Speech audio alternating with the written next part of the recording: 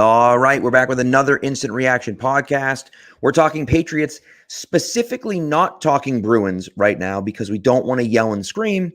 And so instead, we'll talk about the Patriots, who made another draft pick at 76, this time taking another guy from a Pat Lane mock draft, this one from mock draft 6.0, and that is Marte Mapu, the linebacker / safety from Sacramento State. I had really only seen him as a safety, and Matt and I were talking about this before. We had only seen him as a safety. They announced him as a linebacker. A really, really interesting prospect, in my opinion. Yeah, and you watch like one play of this guy, and you can immediately tell, why he is a Patriot.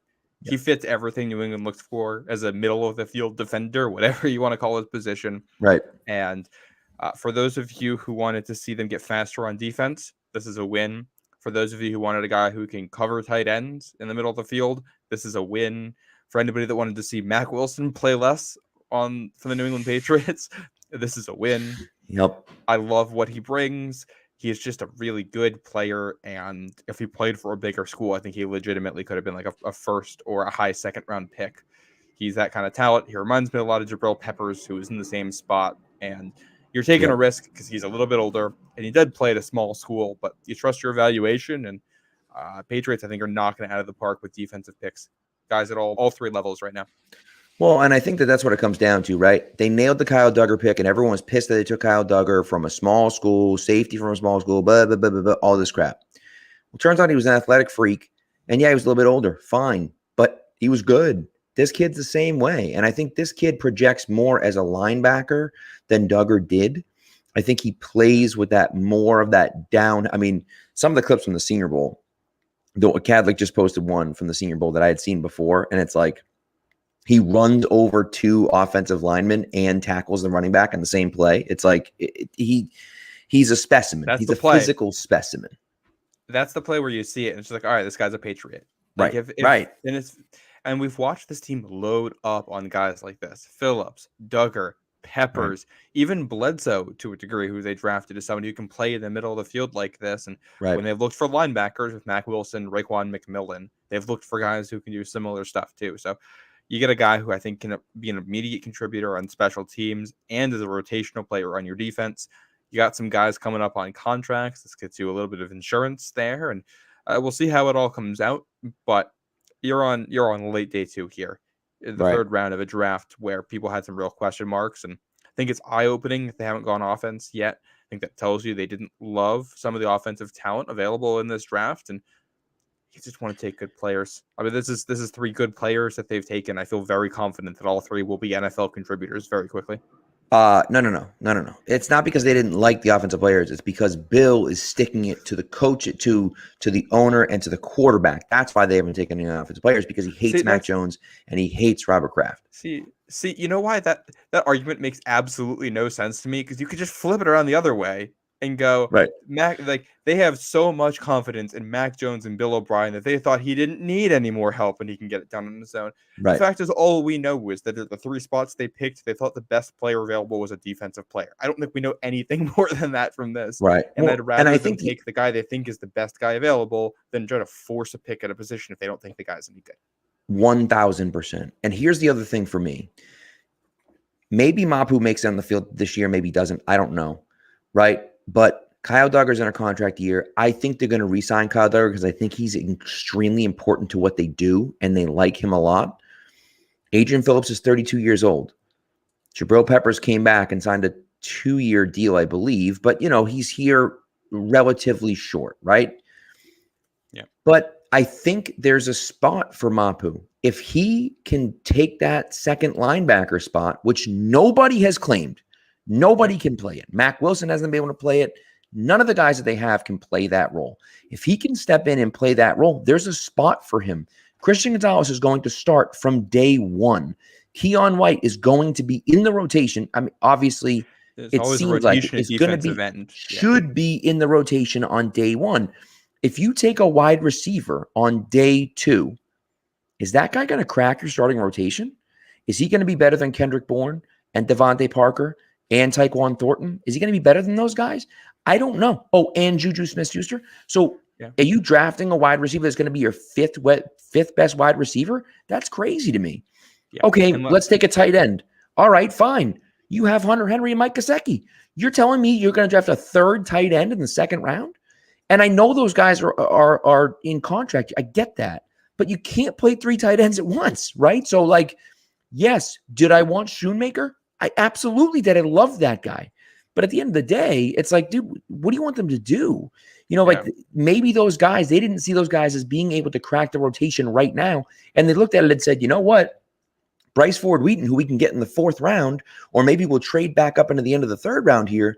We can get that guy a little bit later. And we think he at least projects as a guy that can play a role that we don't have right now, or he can take over that Devontae Parker role when he leaves. And we're getting elite athleticism on the defensive side of the football early, playmakers, guys that can change the game defensively. And maybe defense wasn't the problem, but like, what do you want them to do, man? Like, you can't just magically come up with great players. And let's also not forget, like, their special teams was awful last year. And Jabril Peppers made some real splash plays there. He had some bad plays on special teams too. He was a part of that. And you want to make your special teams better, Marte Mapu can do that immediately. He can help there and be a starter there all season long as a rookie. And he can take somebody's roster spot, save you a little bit of money. You can ship off somebody. They need to get better on special teams. We've been saying that for a while. And this is a guy who I think he's high floor and high ceiling. And I'm going to also address something else because people have called this a reach too. And all of the like consensus boards have him as like a mid-fifth rounder. And from what I've read, that's just not how the NFL has seen him at any point during this. It seems like that's how they viewed him in January. And then he went to the Senior Bowl and you watch the film from that practice and the people went, oh boy, this guy's good, which is exactly what happened with Kyle Duggar. And it's a very similar thing here. So I don't know what position we're going to see him play, but he'll be in the middle of the field, and I don't want to be the guy taking a hit from him. There, catching a pass, and also he blows up guys in the running game. Well, and the other part of it too is that we talk about need, right? If they drafted him, now when they announced him, they said linebacker. If they're envisioning him playing that second linebacker role, the one that they signed Raekwon McMillan and traded for Mack Wilson for, they don't have anyone in that role. Nobody. They have no one there. So that is a need. Like, I'm sorry, but that's a need right there. Now, I know he's undersized. He's like 6'3", 220 or 218. So I know he's not as big as they want him to be, but I'm sorry, man. I see it and I like the pick. I think they're in on offense. And we'll see. Look, there's a long way to go.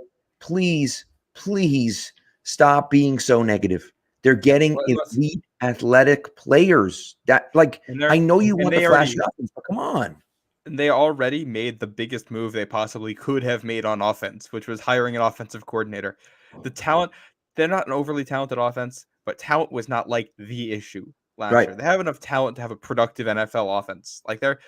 You're telling me that the Detroit Lions offense last year is leaps and bounds talent-wise ahead of what New England is? And you saw how good that offense was. The defense is a hell of a lot better than what the Lions brought last year, and they're going to need it with Aaron Rodgers and Josh Allen in the division. And oh, by the way, Denver drafted a wide receiver that's probably going to start right away. They might be looking to move one of those wide receivers. You signed the best wide receiver in free agency, and you signed arguably the best tight end in free agency. What do you want them to do? You can't just make prospects out of nowhere. And by the way, they traded back to 17. If Christian Gonzalez gets drafted in between 14 and 17, guess who they drafted 17 instead? Zay Flowers. So Gonzalez was the better player, but Zay Flowers was their second option there. But they traded back because they figured we're going to get one of those guys. If it's Gonzalez, great. If it's Zay Flowers, great. And you get all these guys for at least 4 years. Nobody has any idea what the needs are going to look like in 2 seasons anyway. So that's correct. So anyways, that's what we got. Maybe we'll have another one. If we do, it'll be just me because Matt's jumping on to another show. But if we don't have another one tonight, we'll be back with you at some point tomorrow. And again, Maybe it'll be just Matt. Maybe it'll be just me. Maybe it'll be both of us. Who knows? But either way, we'll be getting you instant reactions for every pick that the Patriots make. Thanks, guys. We appreciate it. And keep your head up about those Bruins. Maybe they'll win Game 7. You never know. You never know. They have at least have a chance. They need to for my mental health. Yeah, no kidding. So maybe Swayman will be in net. We'll see what happens. So anyways, thanks, guys.